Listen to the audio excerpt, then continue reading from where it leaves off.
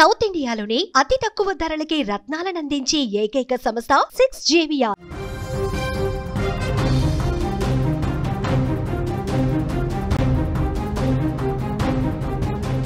Breaking news చూస్తున్నాం. Trump మరొక shocking నిర్ణయం తీసుకున్నారు. వీసా నిబంధనలు కఠినతరం అవుతున్నాయి. తమ సొంత దేశంలోని అమెరికా రాయబార కార్యాలయం కాన్సులేట్లో మాత్రమే హాజరు కావాలని ఆదేశాలు ఇచ్చారు. కొత్త నిబంధనలు తక్షణమే అమలు కాబోతున్నాయి. భారతీయులపై ఈ నిర్ణయం పెను భారం పడే అవకాశం కనిపిస్తోంది. ట్రంప్ తీరు మారటం లేదు. అమెరికాలో నివసించే వలసదారులపై కఠిన ఆంక్షలు విధిస్తూనే ఉన్నాడు. అధికారం చేపట్టినప్పటి నుంచి ట్రంప్ నిర్ణయాలు అగ్రరాజ్యంలో విదేశీయులకు తీవ్ర సమస్యలను తీసుకొచ్చి పెడుతున్నాయి. తాజాగా ఇంకొక షాకింగ్ నిర్ణయం తీసుకున్నాడు. వీసా నిబంధనలు అమెరికా కఠినతరం చేసింది. ఇకపై వీసా ఇంటర్వ్యూల కోసం దరఖాస్తుదారులు తమ సొంత దేశంలోని అమెరికా రాయబార కార్యాలయం లేదా కాన్సులేట్లో మాత్రమే ఇంటర్వ్యూకి హాజరు కావాలనే ఒక నిబంధనను అమలులోకి తీసుకొచ్చింది. దీంతో భారతీయులతో పాటు చాలామంది లక్షలాదిగా అక్కడ ఉన్నటువంటి వలసదారులు తీవ్ర సమస్యలు ఎదుర్కోబోతున్నారు. ఇంతకుముందు షార్ట్ టర్మ్ వీసాదారులు తమ వీసా గడువు ముగిసిన తర్వాత కూడా అమెరికా లేదా ఇతర దేశాలలో వీసా ఇంటర్వ్యూలను పూర్తి చేసే అవకాశం ఉండేది. కానీ భారతీయులు ఈ వీసాల ఇంటర్వ్యూల కోసం జర్మనీ, సింగపూర్కు, బ్యాంకాకు గతంలో వెళ్ళేవారు. 2 ఏళ్ల కిందట కూడా ఫ్రాంక్ఫర్ట్లోనే అమెరికా దౌత్య కార్యాలయం భారతీయుల కోసం ప్రత్యేకంగా ఇంటర్వ్యూస్ కూడా కండక్ట్ చేసింది, సక్సెస్ఫుల్గా ముగించింది. చాలామంది అక్కడ ఈజీగా వీసా రెన్యువల్ చేసుకునే పరిస్థితుంది. H1B వీసాదారులు తమ ఇంటర్వ్యూల కోసం బ్రెజిల్, థాయిలాండ్లకు కూడా వెళ్ళారు. కానీ ఇప్పుడు పూర్తిగా నిబంధనలు మార్చేశాడు. ఇప్పుడు పూర్తిగా అసలు ఆ విధంగా చేయటం కుదరదని చెప్తా ఉన్నారు. కొత్త నియమాల ప్రకారం వీసా ఫార్మాలిటీల కోసం తప్పనిసరిగా స్వదేశమైన భారతదేశానికి తిరిగి రావాల్సి ఉంటుంది.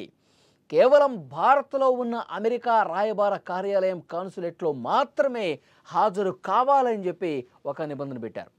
దీని ద్వారా ప్రయాణ ఖర్చులు పెరిగిపోతాయి. ఎక్కువగా టైం వెచ్చించాల్సి ఉంటుంది. తమ పనులన్నీ వదులుకొని ఇక్కడికి రావాల్సినటువంటి పరిస్థితి ఉంటుంది. ఇక్కడికి వచ్చి ఇది ఎంతసేపట్లో పూర్తవుతుంది, ఎన్ని రోజులు పడుతుందో కూడా తెలియనటువంటి పరిస్థితి ఉంటుంది. కాబట్టి భారత్లో హైదరాబాదు, ముంబైలోని అమెరికా కాన్సులేట్స్లో B1, B2 వీసాల ఇంటర్వ్యూలకు సుమారు 3.5 నెలల సమయం పడుతుందండి. ఢిల్లీలో అయితే 4 నెలలు, కోల్కతాలో 5 నెలలు, చెన్నైలో 9 నెలల సమయం తీసుకుంటుంది. కోవిడ్-19 సమయంలో వ్యాపార, పర్యాటక వీసాల జారీలో తీవ్ర జాప్యం ఏర్పడింది. మళ్ళీ ఇప్పుడు ఇలాంటి కొత్త నిబంధనలతో అలాంటి పరిస్థితే తలెత్తే అవకాశం ఉంది. F1, J1, B1, B2తో పాటు H1B, L1, H2B ఇలా అన్ని రకాల నాన్ ఇమిగ్రెంట్ వీసా దరఖాస్తుదారులకు ఈ నిబంధనలు వర్తిస్తాయని చెప్తున్నారు. సో ఈ నేపథ్యంలో చాలా ఇబ్బందికర పరిస్థితులు ఏర్పడుతున్నాయి. అక్కడ ఉన్నటువంటి భారతీయులకు మాత్రం చాలా ఇబ్బందికర పరిస్థితులు ఈ నిబంధనలు తీసుకొచ్చే అవకాశం కనిపిస్తుంది. నెలల తరబడి ఎదురు చూడాల్సిన పరిస్థితి ఉంటుంది.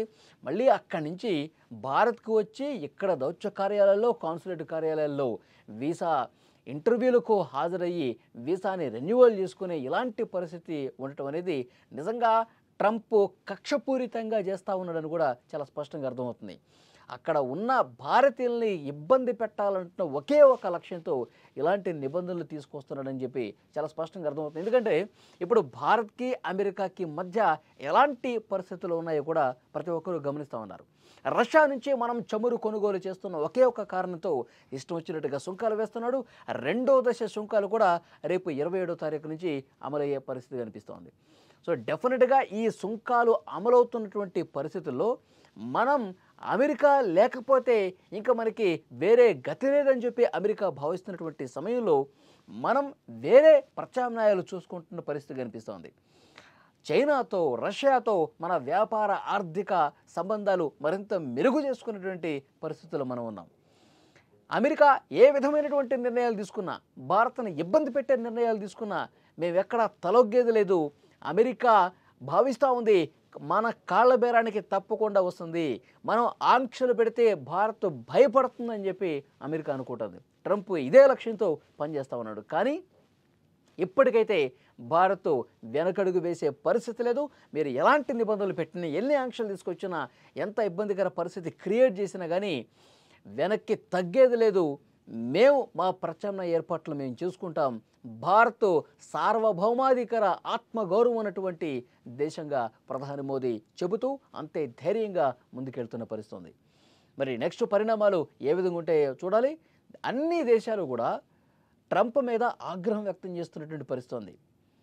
ట్రంప్ తీసుకుంటున్నటువంటి నిర్ణయాలు ప్రపంచ దేశాలు కాదు, స్వదేశంలో కూడా ట్రంప్ నిర్ణయాల్ని ధిక్కరిస్తున్న పరిస్థితుంది. ట్రంప్కు వ్యతిరేకంగా ఆందోళన చేస్తున్నటువంటి పరిస్థితుంది. నిన్నగాక మొన్న అమెరికాలో వాషింగ్టన్ డీసీలో ఫెడరల్ దళాలని మోహరించినటువంటి నేపథ్యంలో సొంత అమెరికన్లే అక్కడ పెద్ద ఎత్తున ట్రంప్కు వ్యతిరేకంగా నినాదాలు ఇచ్చినటువంటి పరిస్థితుంది.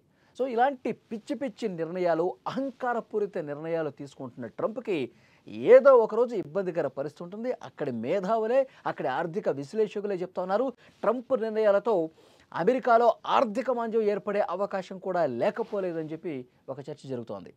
మరి ఈ నిర్ణయాలన్నీ వెనక్కి తీసుకుంటాడా డొనాల్డ్ ట్రంప్, లేదు ఇదే విధంగా ఇబ్బందికర పరిస్థితులు క్రియేట్ చేస్తారన్నది కాలమే సమాధానం చెప్తుంది.